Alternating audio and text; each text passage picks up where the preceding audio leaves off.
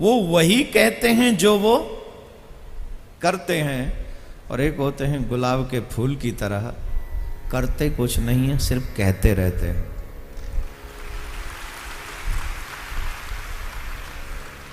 मुझे नहीं पता ताली क्या सोच के बजाई तुमने। सर्वश्रेष्ठ श्रेणी है कटहर के वृक्ष की तरह, करो कहो मत। अच्छे कर्म कभी किसी से कहने नहीं चाहिए। मध्यम व्यक्ति हैं जो कहते वही हैं जो करते हैं, कहते भी हैं और करते भी हैं। और निम्न स्तर के लोग हैं वो जो करते कुछ नहीं है, सिर्फ कहते हैं। हम लोगों में ऐसे लोगों की आबादी बहुत है जो कहते तो बहुत कुछ हैं, करते कुछ नहीं है। आज हमारे सत्य सनातन धर्म को हम सब की जरूरत है, आवश्यकता है, हम सबके। मैंने कहा था आप अधिक कुछ न कर सको तो सिर्फ इतना करो, अपने आने वाली पीढ़ी को धर्मात्मा बना दो। तुम्हारे हमारे जाने के बाद भी हमारे घर में ठाकुर जी की पूजा बंद नहीं होनी चाहिए, गोविंद की आरती होती रहनी चाहिए, कृष्ण भक्ति चलती रहे, मंदिर में घंटी बजती रहे, ठाकुर को भोग लगता रहे। कम से कम इतना जरूर अपने धर्म के ऊपर उपकार करो। हम सब लोग सनातन धर्म को मानने वाले लोग एक बात तो जानना चाहेंगे, भाई परमात्मा आते क्यों हैं? इंकारनेशन क्यों होता है?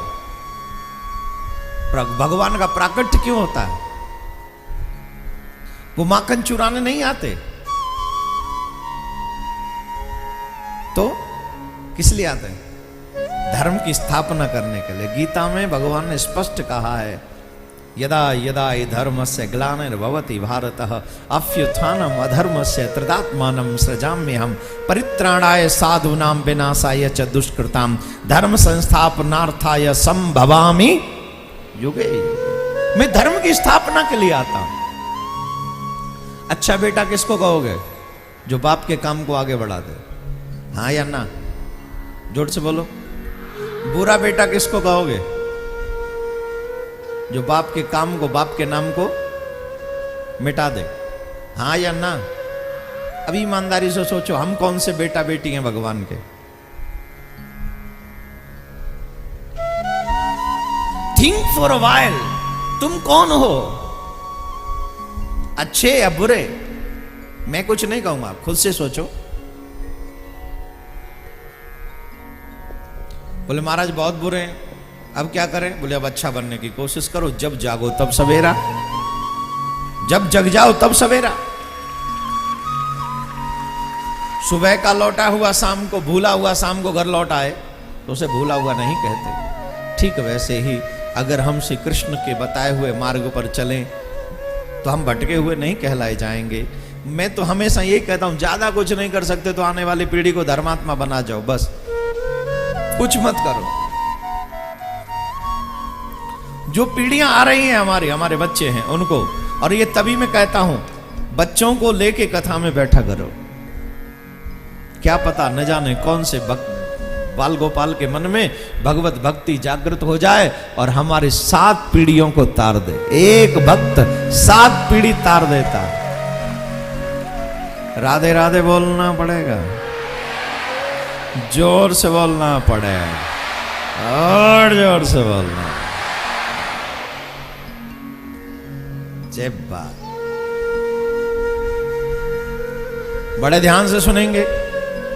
कल का कथा क्रम याद कीजिए, कल हम कहां थे? राजा परीक्षित को सांप लगा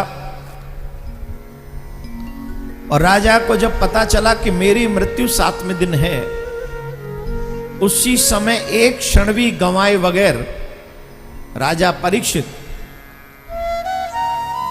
राजमहलों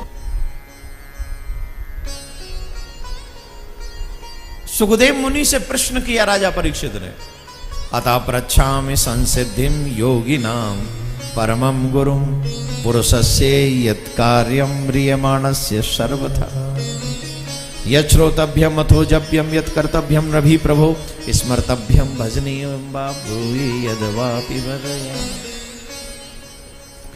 महाराज कृपा करके मुझे एक बात बता दीजिए, जिसकी मृत्यु 7वें दिन हो वो क्या करे और क्या न करे, क्या ग्रहण करे और क्या न करे। जिसकी मृत्यु 7वें दिन है उसे क्या करना चाहिए और क्या नहीं करना चाहिए, कृपा करके बताइए। आपने कभी जानने की कोशिश की है मृत्यु को कैसे सुधारें? की है? जीवन जीने में जो सुख सुविधाएं आती हैं या जो साधन हैं उनकी प्लानिंग बहुत अच्छी करते हैं हम लोग, लेकिन दोबारा हमें मरना ना पड़े, हमारी दुर्गति ना हो, उसकी प्लानिंग हम कुछ नहीं करते। कई लोगों से पूछो जिंदगी कैसी कट रही है तो बड़े गजब से कहते हैं हाँ दिनों में धक्के मार रहे हैं साहब, दिनों में धक्के मार रहे हैं, मतलब जिंदगी है ना है उनको कोई फर्क नहीं पड़ता। ये गलत है। भगवान के द्वारा दिया हुआ ये सुंदर गिफ्ट, इसे एंजॉय करना चाहिए, एक एक पल जीना चाहिए, एक भी पल व्यर्थ नहीं जाना चाहिए आपका, एक एक सेकंड आपकी कॉस्टली है। श्री सुखदेव जी महाराज ने जब ये सुना कि जिसकी मृत्यु 7वें दिन है वो क्या करे, वरीयनेशतेप्ष्ण कृतो लोक हितो नपः, श्री सुखदेव जी महाराज प्रसन्न हो गए। हे राजन तुम धन्य हो, तुमने ये प्रश्न अपने लिए नहीं किया है, पूरे मानव जाति के लिए प्रश्न कर दिया तुमने। हर कोई व्यक्ति दुकान अच्छी चले, मकान अच्छा बने, ये मकान शुभ हो, बेटा बहू अच्छी लेके आए, बेटी का घर अच्छा मिले, शुभ मुहूर्त निकाल दो, ऐसी स्थिति बता दो, सबके लिए मुहूर्त पूछते हैं, लेकिन कभी कोई नहीं पूछता कि जिसमें मृत्यु मेरी ऐसी घड़ी में हो कि एक बार ऐसे मरूं कि फिर मरना नहीं हो। कोई नहीं पूछता, मरना चाहते ही नहीं है। चाहता कोई मरना है?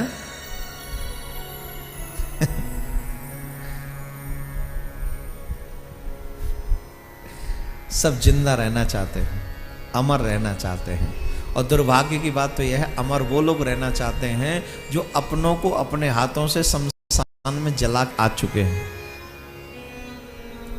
अपनों को अपने हाथों से शमशान में जलाकर अकेला छोड़कर पूरे उस जो बहुत परफ्यूम लगाते थे, बहुत बाल बूल अच्छा रखते थे, बहुत गहने सहने पहनते थे, बहुत अच्छे क्वालिटी के क्लोथ पहनते थे, उनको अपनी आंखों से राख बनते हुए देखने के बावजूद भी खुद ऐसी जिंदगी जीते हैं जैसे हम अमर होंगे, हम कभी मरने वाले नहीं। ये दुनिया का कितना बड़ा आश्चर्य है,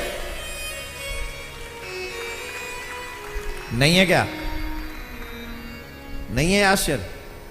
यहां कोई शख्स ऐसा नहीं है जिसने अपनों को शमशान में विदा नहीं किया है। सबके घर से एक एक व्यक्ति, कई व्यक्ति हमारे पूर्वज जा चुके हैं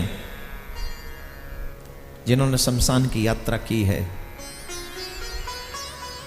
तकलीफ उन्हें विदा करने के बावजूद भी खुद मरने की तैयारी नहीं। राधे राधे बोलना पड़ेगा और जोर से बोलना। क्या तैयारी करें महाराज? मरने की तैयारी क्या है? अच्छे कर्म।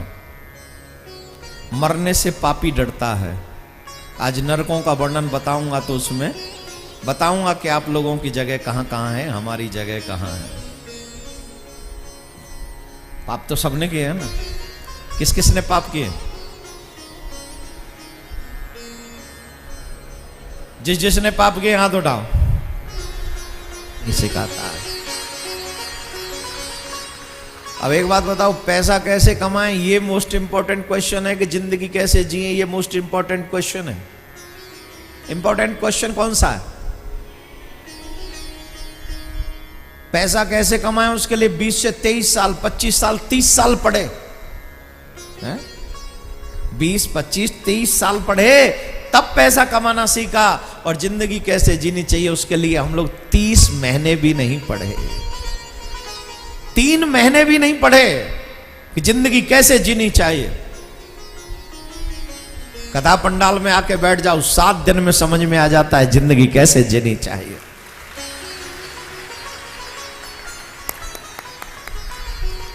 जोर से बजा। बस मैं बहुत से लोग कहते हैं महाराज आपको बड़ा शौक है ताली बजवाने का, मैं इसलिए बजवाता हूं। जब एक हाथ दूसरे हाथ को पीटता है ना, इससे भी दुनिया की हकीकत नजर आती है। इस दुनिया में एक अपना ही अपने को पीटे जा रहा है। जोर से पीटो। एक और बात ताली बजाने से स्पष्ट होती है, जानते हो क्या? यहां कोई अपना नहीं है, न जाने कब कौन किसको पीट दे। एक सबसे अच्छी बात यह होती है ताली बजाने से कि जब हम ताली बजाते हैं तो हमारा आलस्य दूर हो जाता है।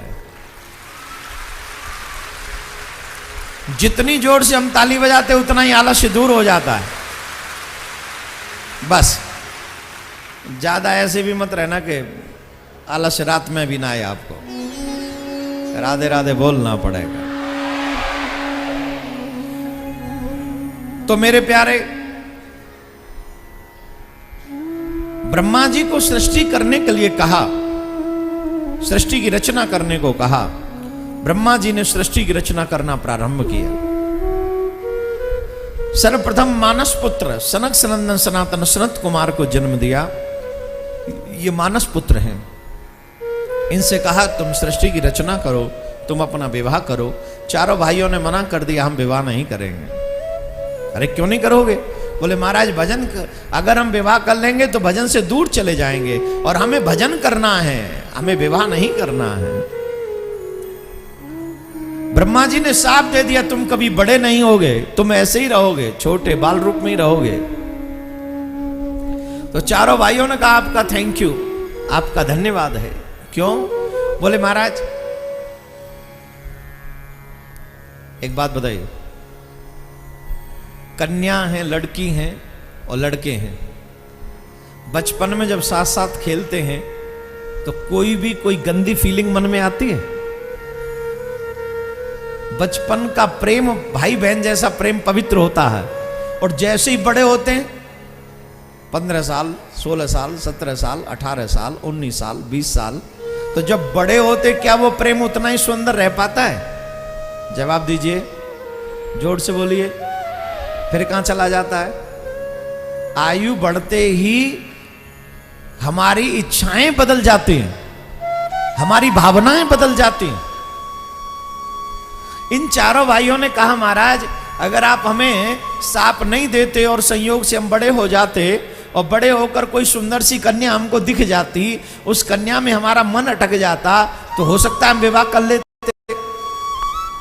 लेकिन अब जब बड़े होंगे ही नहीं, हमारा मन, अब कन्या कितनी भी सुंदर घूमती रहे, क्योंकि छोटे बच्चे के मन में बड़ी फीलिंग तो आती नहीं, बड़ी मीन्स वासना वाली फीलिंग तो आती नहीं। और एक और बात समझ लीजिए ध्यान से,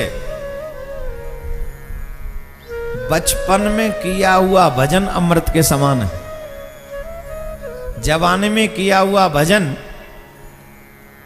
घी दूध के समान है, और बुढ़ापे में किया हुआ भजन सिर्फ जल के समान है, पानी के समान है।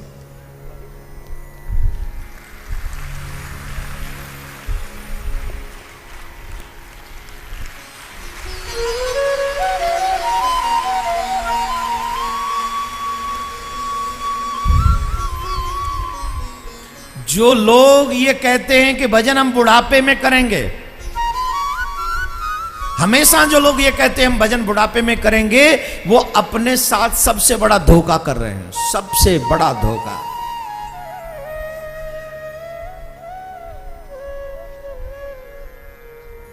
भगवान का भजन अगर करना है तो बचपन से शुरू कर दो, कि जब क्योंकि बचपन में किया हुआ भजन, अगर तुमने बचपन से शुरू कर दिया भजन, तो तुम्हारी जवानी सुधर जाएगी, और जवानी सुधर गई तो तेरी जिंदगानी सुधर जाएगी। गिरने की सारी स्थिति जवानी में ही आती है। हाँ जी कि ना जी? गिरने का सारा चक्कर कब आता है? जवानी दुधारी तलवार है, थोड़ा सा पाम रिपटा जट गए काम से। और इस जवानी में ही अगर भगवत कृपा प्राप्त हो जाए, बचपन का भजन साथ दे दे, तो फिर जवानी सुंदर बन जाती है। और इस जवानी के सुंदर बनते ही बुढ़ापे की आंख के आंसू गायब हो जाते हैं और भजन का आनंद बढ़ जाता है। इसलिए कल नहीं, आज नहीं, पल में परले होएगी, बहुर करेगो आज करो। तो चारों भाइयों ने कहा हम भगवान का भजन करेंगे, तो जितनी जल्दी भजन प्रारंभ कर दो बचपन से। एक बच्चा था मेरे पास आया, 5-6 साल का था, बोला ठाकुर जी मुझे दीक्षा चाहिए आपसे। मैंने कहा अभी तुम बहुत छोटे हो, भजन नहीं कर पाओगे। बोले महाराज जी आप ही तो कहते हो जितनी जल्दी हो सके भजन करो, और अब आप कह रहे हो बहुत छोटे हो। हमको जितना जल्दी हो सके भजन करना है। 5-6 साल का बच्चा बोल रहा है। हमने उसे दीक्षा दी और ये सोच के दीक्षा दी कि इस पूरे बचपन में अगर 2-4 माला भी कर लेगा तो कम से कम हमारा भी कल्याण करने की क्षमता इसकी माला में होगी। बच्चों का मन निर्मल होता है, उनके मन में कोई वासना नहीं होती है, कोई और इच्छा नहीं होती है, इसलिए वो भजन प्योर होता है, उनका प्योर भजन होता है। तो कल नहीं, आज से शुरू करो। जो कल के बारे में सोचते हैं वो अपना जीवन बर्बाद कर रहे हैं। ऐसी सृष्टि का सृजन चलता गया, सप्तऋषि इत्यादि, रुद्र भगवान, और बाद में पृथ्वी के जो पहले मानव हैं महाराज मनु और रानी शत्रुपा। रानी शत्रुपा महाराज मनु की एक पुत्री जिनका नाम है देवहूति, जिनका विवाह हुआ कर्दम मुनि के साथ में। उनसे 9 कन्याएं हुई प्रथम। 9 कन्याओं का यथावत विवाह कपिल देव भगवान जो 10वीं संतान के रूप में प्रकट हुए, कर्दम मुनि के पुत्र कपिल देव, उन्होंने अपनी बहनों का विवाह यथावत तरीके से किया। और एक दिन कपिल देव से उनकी मां देवहूति ने कुछ पूछा, और जरा सावधानी पूर्वक सुनना, प्रश्न बहुत महत्वपूर्ण है। कपिल देव की मां ने पूछा, पुत्र मैंने सुना है कि तुम भगवान के अवतार हो, क्या यह सच है? बोले हाँ मां ये सच है। तो पुत्र मैं तुम्हारी मां बनी हूं, ये मेरा सौभाग्य है, तो कृपा करके मुझे बताओ जब मानव जीवन मिल जाए तो मानव जीवन का उद्देश्य क्या है?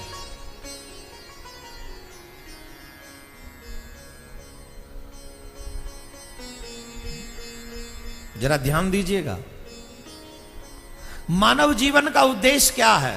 What is the purpose of our life? What is the goal of human life? मानव जीवन का उद्देश्य, टारगेट, मकसद क्या है? घर बनाना? जवाब देते जाइए हाँ ना का। घर बनाना, बहुत बड़ा बिजनेस स्टैंड करना, बहुत अच्छी जॉब करना, संतान पालना पोसना, खा के सो जाना, अच्छा अच्छा खाएं और अच्छे अच्छे सो जाएं, ये जवाब दिए। ऐसे नहीं काम चलेगा, जवाब देना आप ही को है, आप ही को जवाब देना। अच्छा भोजन करके सोना, ये मानव जीवन का उद्देश्य है? देखो मैं हमेशा कहता हूं, जिन 4-5 कामों की हम लोग जिद करते हैं, जिन्हें बहुत अच्छा समझते हैं, ये 4-5 काम तो पशु भी करते हैं। We are eating, they are eating, we are sleeping, they are sleeping, we have children, they have children, we are earning money, they are earning something. What is the difference between human being and animals? Nothing. आपके बच्चे, उनके बच्चे, तुम खाते हो वो खाते हैं, वो सोते तुम सोते हो। तुम कमाते हो कुछ और, वो तुम्हारे लिए कमाई पैसा है, उनके लिए कमाई रोटी ही है। तुम भी तो पैसे से रोटी ही खाते हो। घास कैसे मिलेगी, वो क्या कमाएं, किसकी अनो बंधे रहे, किसको कैसे कहां कहां ढूंढे, मेहनत तो उनको भी करनी पड़ती है। चिड़िया भी उड़ के जाती है, तब चुगा चुन के लाती है, खुद खाती है और बच्चों को खिलाती है। अंतर क्या है? अंतर है, आप मंदिर जा सकते वो नहीं जा सकते, आप कथा पंडाल में जा सकते वो नहीं जा सकते, आप बैठकर ध्यान धर सकते वो नहीं धर सकते, आप बैठकर भगवान का भजन कर सकते वो नहीं कर सकते, आप सत्संग में जा सकते वो नहीं जा सकते, आप परमात्मा को अपना कह सकते वो नहीं कह पाते।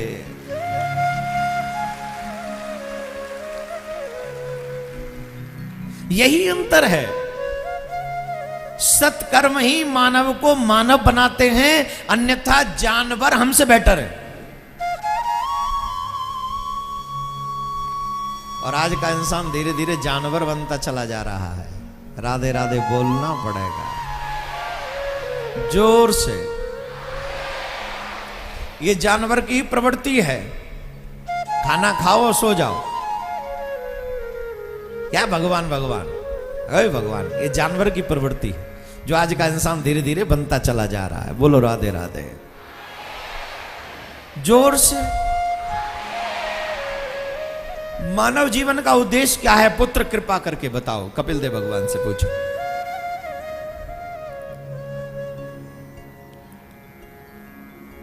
श्री कपिल देव भगवान कहते हैं, मां, ये मानव जीवन आसान नहीं है। ये मनुष्य योनि बड़ी दुर्लभ है। इन मानवों को देख देख कर देवता लोग इनसे जलन करते हैं। हमको देखकर पंडाल में जितने भी लोग बैठे हैं, इनको देख देख के देवता जलते हैं, परेशान होते हैं। क्यों होते हैं? बोले देखो, देवता जहां है इस समय तो वो हमारे बॉस हैं, हम उनके सर्वेंट हैं, उनकी पूजा करो, ये करो, नवग्रह पूजो, शनि पे तेल चढ़ाओ, हैं? अभी 9 देवियों की पूजा चली रही है हम सबके घरों में, हाँ या ना?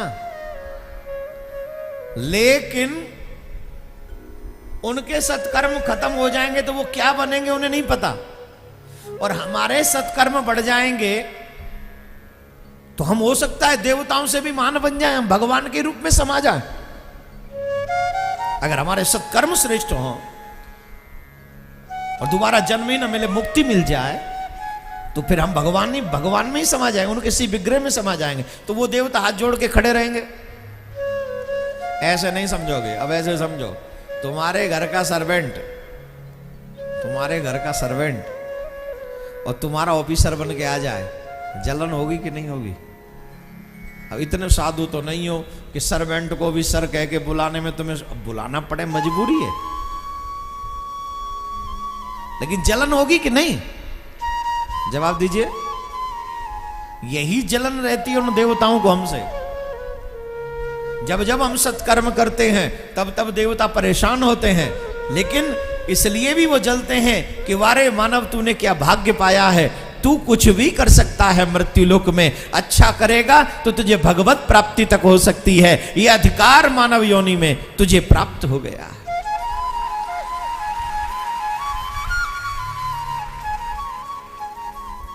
लेकिन हमें यह प्राप्त नहीं है, हम ये नहीं कर सकते। तो मानव जीवन बड़ा दुर्लभ है। दुर्लभो मानसो जन्म बट देहि नाम क्षण भंगुर। ये मानव शरीर दुर्लभ तो है, पर एक क्षण का भी भरोसा नहीं है कि ये कब तक रहेगा हमारे पास में, एक क्षण का भी भरोसा नहीं। इसलिए मानव जीवन का उद्देश्य है भगवत प्राप्ति, मोक्ष प्राप्ति। मानव जीवन का उद्देश्य है मानव जीवन प्राप्त करने के बाद में प्रत्येक पल ये कोशिश करनी चाहिए कि हमारा भगवान कैसे प्रसन्न होगा। बोलो राधे राधे। थोड़ा और जोर से। अब आप जरा सुनिए, थोड़ा नरकों का भी वर्णन सुना देते हैं। जो व्यक्ति भगवान का भजन नहीं करता, ये 9 द्वारों वाली नगरी है, 9 द्वार है इसके, और सबसे ब्रह्मा जी की सबसे उत्तम रचना है ये, सबसे श्रेष्ठ रचना है ये वाली रचना। अच्छा बताओ, चींटी बनना चाहोगे कि इंसान? चींटी बनना चाहोगे कि मानव? एक दो तो कह रही हैं चींटी, कसम से एक दो चींटी। बोले महाराज चींटी बन जाएंगे, अच्छा उसमें रोटी तो नहीं बनानी पड़ती कम से कम 15 लोगों के लिए? सोचो, चींटी भी बनना पसंद है, राधे राधे बोलना पड़ेगा। ध्यान से सुने,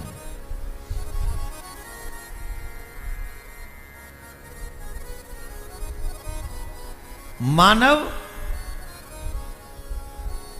ये जो शरीर है ये 9 द्वारों वाली नगरी है, और 9 द्वारों वाली नगरी में पता चलता है जब जीव के प्राण निकलते हैं, सतोगुणी कोई सत्कर्मी कोई परमात्मा का भक्त जब प्राण त्यागता है तो ऊपरी मुख के द्वारा या ऊपरी द्वारों के द्वारा उनके प्राण निकलते हैं। और जो कोई पापी मरता है तो गुप्त द्वारों से उसके प्राण निकलते हैं, मलमूत्र भी निकल जाता है, इतना भयानक उसको दर्द होता है। जिस समय प्राण निकलते हैं 1000 बिच्छू एक साथ डंक मार दें, इतना दर्द होता है। अब इस दर्द को वही समझेगा जिसने कभी बिच्छू खाए हुए को देखा हो। मैंने 2-4 लोगों को देखा है जिनको बिच्छू खा गया था, और उनकी हालत देखी नहीं जाती थी, इतनी जोर जोर से चीखते थे। 1000 बिच्छू डंक मार दे उतना दर्द होता है जब प्राण निकलते। पापी का मलमूत्र भी निकल जाता है यमराज के भयानक उन दूतों को देखकर। जब यमराज के दूत दिखाई पड़ते हैं तो अपने आप भयभीत हो जाता है, और वो व्यक्ति उसे कालपास में बांधकर दक्षिण दिशा की ओर लेकर जाते हैं। वो अपने रिलेटिव्स को आवाज देता है, वो सब देख रहा होता है। ये प्राणों के निकलने की स्थिति जानते हो कैसी होती है? जैसे जबरदस्ती कोई हमें किडनैप करके ले जा रहा हो।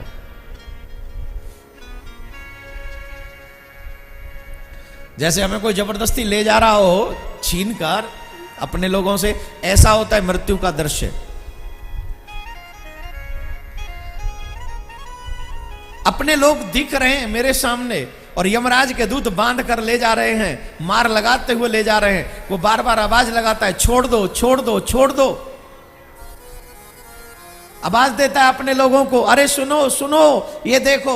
अपने बेटे को, अपनी बेटी को, अपने पति को, अपनी पत्नी को, सबको आवाज देता। लेकिन आपने ध्यान दिया होगा जाने वाले की सबसे पहले आवाज बंद होती है, हाँ या ना?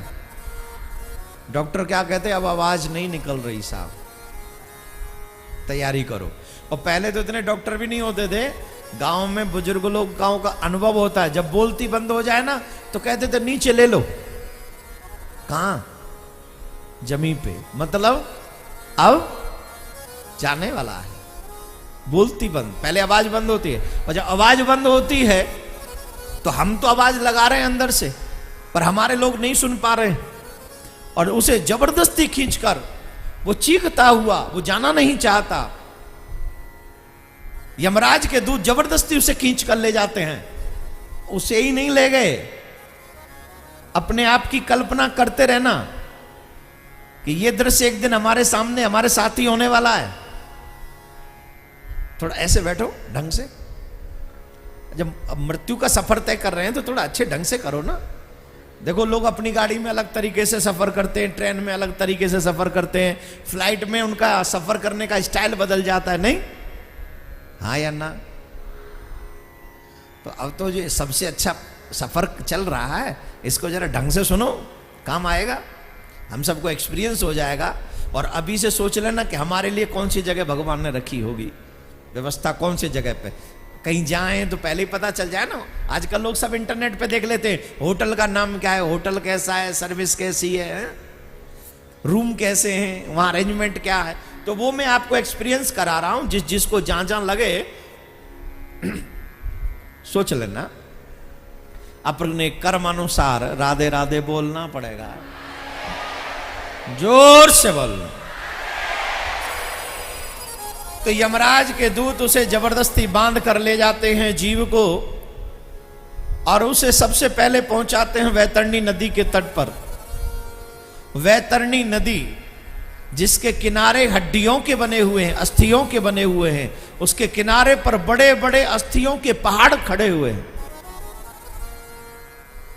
वो रक्त कैसा है, पापियों के लिए वो जो जल है वो मल मूत्र पीव इत्यादि जितना भी बुरा है वही जल उसमें है। मलमूत्र इत्यादि, पीव, रक्त, और वो वैसा ही नहीं है। कैसा है माता बहन जरा ध्यान देंगे। अभी देवी जी के व्रत कौन कौन रखी हैं? ऑलमोस्ट नहीं रखी है, पीछे देखो सब रखे हैं, ऑलमोस्ट सब रखे हैं पीछे, तो यहां भी रखे हैं काफी। वो पकौड़ी तलती हो कि नहीं शाम को, कूटू के आटे की आलू मिला के, कुछ ऐसा व्रत का फलिहार बनाते हो, कुछ तलते हो कि नहीं? तलते हो ना। तो थोड़ी देर चूल्हे पे घी को रख दो, अग्नि थोड़ी तेज कर दो, और उसमें कुछ मत डालो, तो घी की दशा क्या हो जाती है? ये तो एक्सपीरियंस सबको होगा माता बहनों को। कैसी हो जाती है दशा? जोर से बोलिए। खौलने लग जाता है, और थोड़ा तेज कर दें तो और ज्यादा खौलने लग जाएगा, और उसकी एक बूंद उठ के उछल के हमारे हाथ पे गिर जाए। और ये एक्सपीरियंस सभी माता बहनों को ऑलमोस्ट हो चुका होगा। हाँ जी कि ना जी? क्या होता है जी? छाला पड़ जाता है, हाल बेहाल हो जाता है, और 4 दिन तक अब ये छाला पड़ा है देवी को सुनना पड़ेगा, अनुभव करेगा पति। जब तक 10 बार पति पूछ न ले तब तक चैन नहीं मिलता। ये क्या हुआ, और न पूछे तो फिर और बुरा लगता है। छाला पड़ जाए इसी के लिए कुछ बना रहे थे बेशर्म के लिए, और छाला पड़ गया और उसने ये भी नहीं पूछा क्या हाल हुआ, तो फिर देखो ओहो। खैर देवियां अच्छी होती हैं। छाला पड़ा, यहां तो एक बूंद गिरी तो ये छाला पड़ा। आपकी जानकारी के लिए बता दूं, वो जो वैतरणी नदी है इससे 1000 गुना ज्यादा खौलती हुई है। जो कढ़ाई में आपका घी खौल रहा है इससे 1000 गुना खौलती हुई वो नदी, वो 100 योजन लंबी है, और 100 योजन लंबी नदी में वैतरणी के उस जल में जो कि रक्त है, पीव है, नाक मुंह का जो भी आपके निकलता है वो सब उसमें है, मलमूत्र है, वो इतना खोल रहा है, और उसमें पापी को जबरदस्ती धक्का मार देते हैं। और सोचो उसका क्या हाल होता होगा। वो चीखता है मुझे इसमें मत धक्का मारो, मुझे बचा लो, मुझे बचा लो, अब से मैं पाप नहीं करूंगा। तब यमराज के दूत कहते हैं, जब तुझे मानव जीवन मिला था तब तूने ऐसा नहीं सोचा, अब क्यों डरता है? अब तो जो तूने कर्म किए वो भोगने पड़ेंगे, अब कुछ नहीं हो सकता भोग। यू विल हैव टू पे विद कंपाउंड इंटरेस्ट, मैं ब्याज के भोगना पड़ेगा आपको। उसमें धक्का मार देते हैं, और साहब इतना भी दर्द हो तो चल जाए, उसके बाद जो दर्द होता है वहां बड़े बड़े मुंह वाले बड़े बड़े जल जंतु रहते हैं, और बड़े बड़े जल जंतु जो रहते हैं जैसे ही देखते हैं कोई पापी आया है वो उसके ऊपर आक्रमण कर देते हैं। कोई उसके पेट में मुंह मारता है, कोई उसकी खोपड़ी में मुंह मारता है, कोई उसके हाथ में मुंह मारता है, और वो रुदन करता है, वो चीखता है, वो रक्त के आंसू बहाता है, भगवान भगवान कह के कहता है मुझे बचाओ मुझे बचाओ, लेकिन उसकी आवाज में सुनने वाला कोई वो रिश्तेदार नहीं आता है जिनके लिए जीवन भर नोट कमाई कर करके, पाप कर करके नोट कमाता रहा, घर बनाता रहा, ये करता रहा, वो करता रहा, एक भी व्यक्ति वहां नजर नहीं आता है। तो बताओ कौन कौन जाएगा ऐसी वैतरणी नदी पे?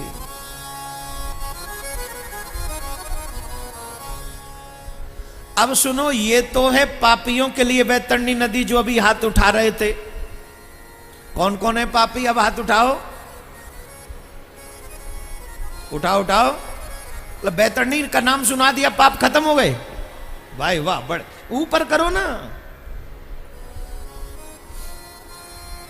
तो तैयारी करके जाना वैतरणी नदी की। दूसरी बात और सुन ले, जो भगवत नाम का जाप करते हैं और जो भगवत नाम की शरण ग्रहण कर लेते हैं, जाते तो वो भी वैतरणी नदी पर हैं, पर उनके लिए वो शीतल हो जाती है, एकदम वैसे जैसे गंगा यमुना का जल होता है। उनके लिए एकदम शीतल हो जाती है वो। और ऐसे कोई भगवत भक्त जब वैतरणी के तट पर पहुंचता है तो सारे देवी देवता उस व्यक्ति को, उस नदी को पार कराने में उसकी मदद करते हैं।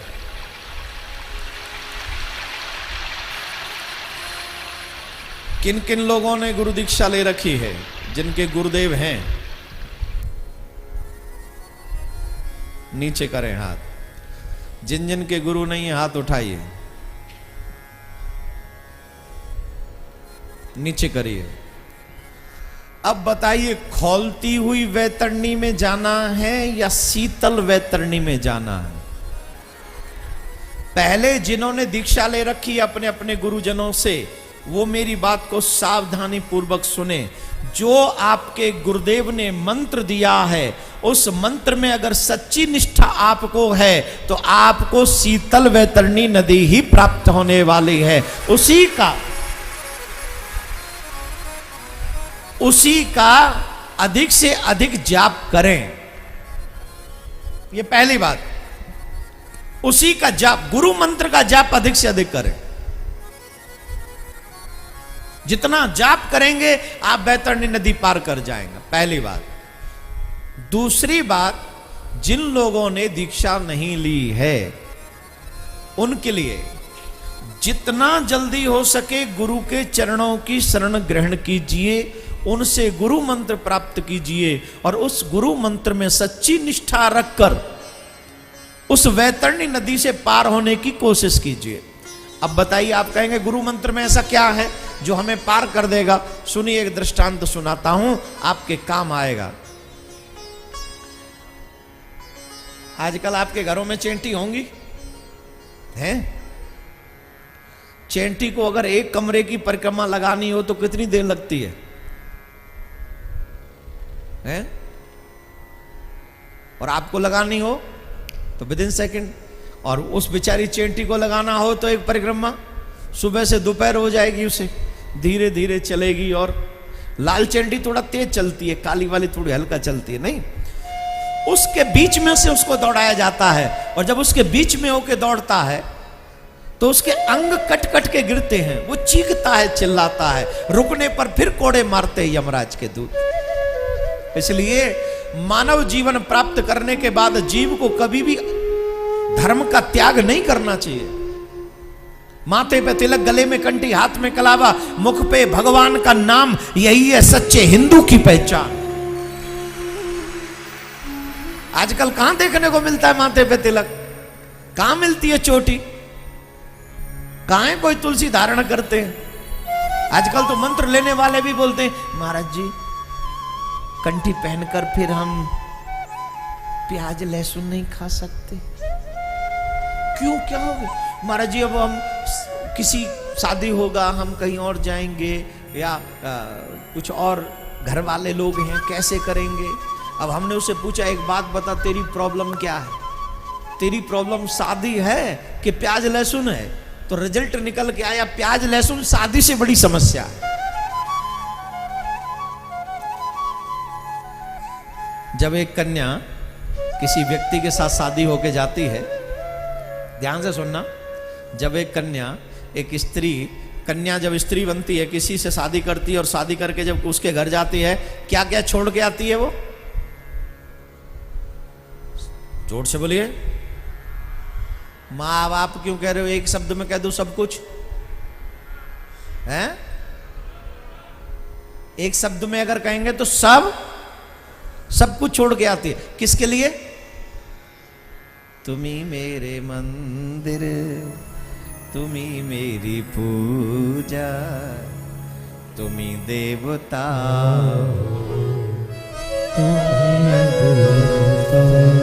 देवता के लिए अपना सब कुछ छोड़ के आते हैं। सब छोड़ आती है, खाने पीने का स्टाइल बदल लेती है, रहन सहन का स्टाइल बदल लेती है, सोने उठने जागने का टाइम बदल लेती है। हाँ या ना? एक पति को पाने के लिए सब छोड़ दिया, टाइमिंग बदल ली, स्वभाव बदल लिया, लेकिन परमात्मा को पाने के लिए प्याज लहसुन नहीं छोड़ सकते। ये लोग भगवान को पाना चाहते हैं। भगवान को पाने के लिए सिर्फ बुरी आदतें नहीं छोड़ सकते, नशा नहीं छोड़ सकते। एक कन्या ने अपना सब छोड़ दिया और हम भगवान को पाने की बात करते हैं, हमसे नशा भी नहीं छूटता, बुरी आदतें नहीं छूटती। कैसे हम भगवान से मिलेंगे? नहीं मिल सकते, हम मिलने लायक नहीं है।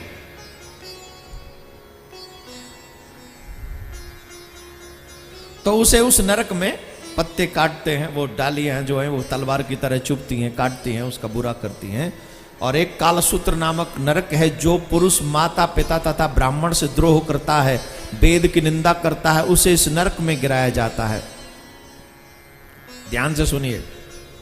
आजकल आपने कॉमन चीज सुनी होगी, लोग अधिकांश अपने माँ बाप से दूर रहना चाहते हैं शादी के बाद, और दूर ही नहीं रहते हैं बल्कि माँ बाप की निंदा भी करते हैं, उनकी बुराइयां भी करते हैं, अपमान तो करते ही हैं, उनका इंसल्ट तो करते ही है। तो जो व्यक्ति माँ बाप का अपमान करता है, उनकी निंदा करता है, ब्राह्मणों की निंदा करता है, वेद की निंदा करता है, ऐसे व्यक्ति को कालसूत्र नामक नरक में भेजा जाता है। उस कालसूत्र नामक नरक की स्थिति सुनो क्या है। वहां 10,000 योजन लंबी तांबे की भूमि है। तांबा समझ गए? कॉपर हैं? समझ गए? वहां तांबे की भूमि है, 10,000 योजन लंबी तांबे की भूमि, और 10,000 योजन तांबे की जो भूमि है उसके नीचे आग लगा रखी है। उसके नीचे, उस भूमि के नीचे, जोर से बोलो, क्या लगा रखी है? फायर। शायद हिंदी आग ना समझे, कॉन्वेंट वाले हैं। क्या लगा रखी है? हाँ वही। अब उस पे नंगे पांव दौड़ाया जाता, उसको 10,000 योजन लंबी है। For your kind information, no clothes, no shoes, एक भी कपड़ा नहीं, जूते चप्पल नहीं, नंगे पांव। क्योंकि वहां फैक्ट्री नहीं है, वहां व्यापारी नहीं है लोग, वहां कपड़ा तो नरक में मिलता नहीं, और घर वाले यहां से नंगा करके भेजते हैं। हाँ जी कि ना जी ना। गरुड़ पुराण में ऐसा प्रमाण मिलता है कि जब हम व्यक्ति के मरने के बाद में जो घर वाले कर्म कांड करते हैं, उस समय जो वो दान पूजा करते हैं, जो वस्तुएं देते हैं, वो जाके पितृलोक में आपका और आत्मा को मिलती। ऐसा गरुड़ पुराण में प्रमाण है। लेकिन कर्मों का फल तो ऐसे ही भोगना पड़ेगा। नंगे पांव 10,000 योजन लंबी तांबे की भूमि, और वो भी अग्नि नीचे लगी हुई है। तो माय डियर बताओ कैसा फील हो रहा होगा? ठंडा ठंडा, कूल कूल। हाँ जी कि ना जी? ए जी ना जी? इससे कैसे बचे महाराज? क्योंकि कभी न कभी तो वेदों की निंदा भी हमने सुनी है, ब्राह्मणों की निंदा तो हम हर दिन सुन ही रहे हैं आजकल, और इंटरेस्ट लेके सुनते हैं। अच्छा ऐसे हैं, ले ले चल बेटा, 10,000 लंबे तांबे की भूमि, नीचे आग, अब भाग भाग। गुरु की निंदा सुनते हो, संतों की निंदा सुनते हो, ब्राह्मणों की निंदा सुनते हो, माँ बाप की निंदा करते हो, माँ बाप का अपमान करते हो, तो तैयार रहना, कालसूत्र नामक नरक में जाना पड़ेगा। No one can save you.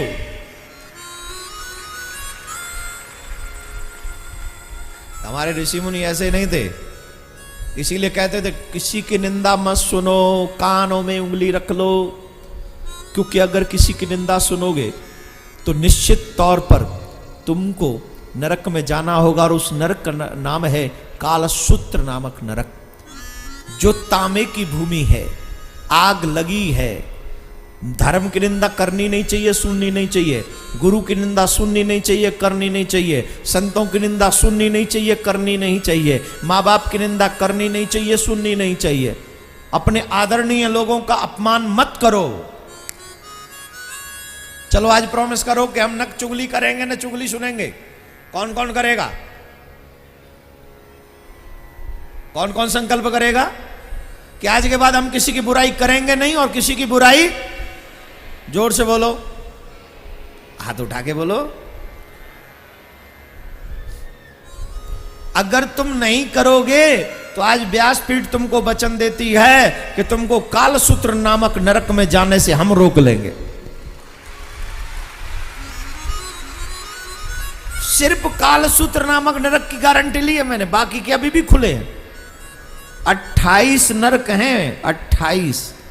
एक जगह पे 88 नरकों का वर्णन है, 88। बड़े बड़ों को डर लग जाता है नरकों का वर्णन सुन के। बोले महाराज नरकों से बचाओ कैसे भी? बोले सबसे बचने का एकमात्र एक ही उपाय है। क्या? दोनों हाथ जोड़ो, बचा ले नरक से आपको, पक्का। दोनों हाथ जोड़ो, अपने गुरु में सच्ची श्रद्धा रखो, अपने गोविंद पे भरोसा रखो, और अपने गोविंद का नाम कभी मत छोड़ो। अगर आप ऐसा करते रहे, बुरा किसी का करो मत, अच्छा जितना हो सके करते चले जाओ, तुम्हें नरक में नहीं, तुम्हें मेरे ठाकुर के गोलोक धाम में वास मिलेगा, इसमें कोई दो राय नहीं।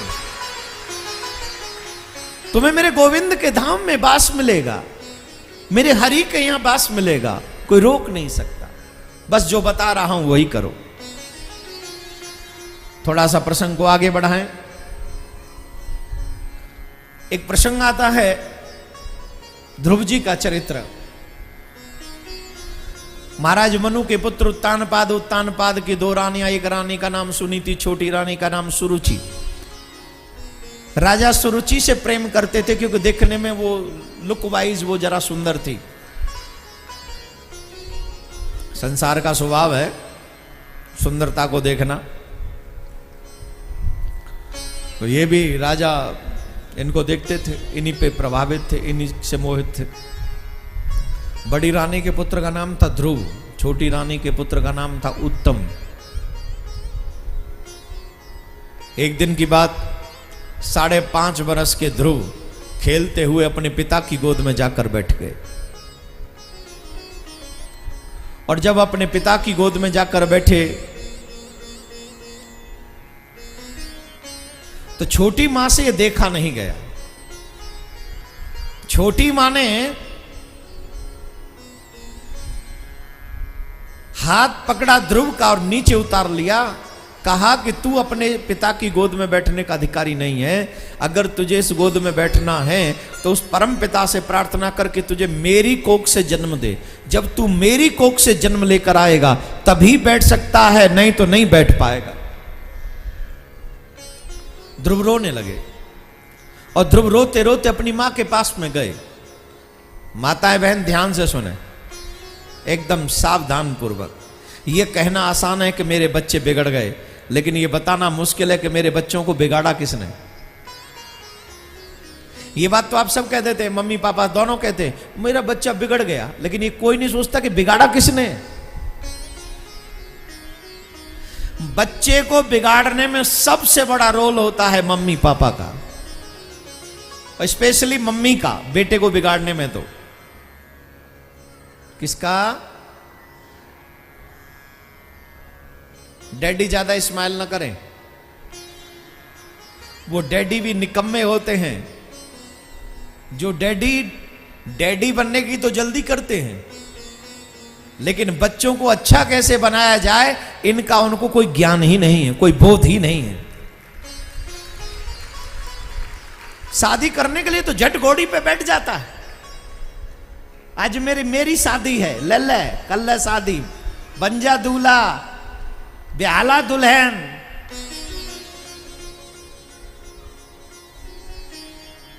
अरे शादी तो भैया सबकी हो जाती है, होती है कि नहीं? कारों की देख लो उनकी शादी, गोरों की देख लो उनकी शादी, पढ़े लिखों की देखो उनकी शादी, अनपढ़ों की देखो उनकी, मोस्टली शादी हो ही जाती है। लेकिन याद किसको किया जाता है? किसकी संतान अच्छी होती है, किसकी संतान संस्कारवान होती है, याद उसे रखा जाता है। वही समाज के सबसे बड़े अच्छे एग्जाम्पल होते हैं। बंधु, मां बच्चे की पहली गुरु है।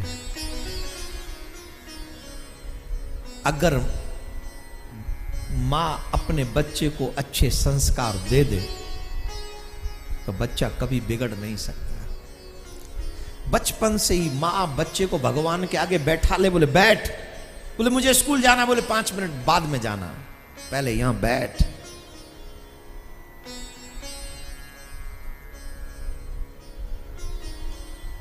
You should spend your 10 minutes with your God. At least 10 minutes every day, not single day.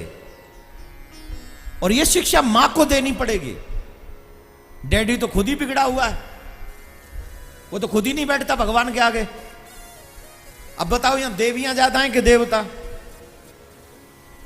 पूरा जाम लगा रखा देवियों ने, और देवताओं को, वो ये यहां आए वो देवता हैं जिनको वाकई अपने परलोक की चिंता है कि नहीं जाना चाहिए, कथा सुननी चाहिए,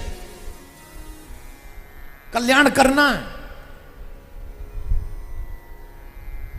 इसीलिए देवियों की जिम्मेदारी है अपने बच्चों को ये कहें कि कम से कम at least 10 minutes you spend your costly time with your God.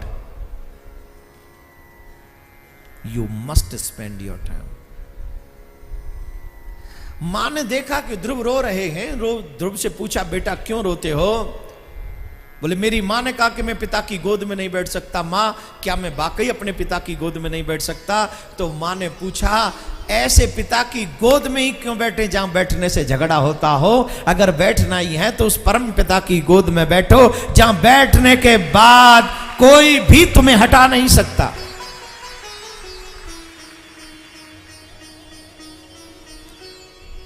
बच्चे को उसका पापा कौन बताती है? जोर से बोलो। दादा, दादी,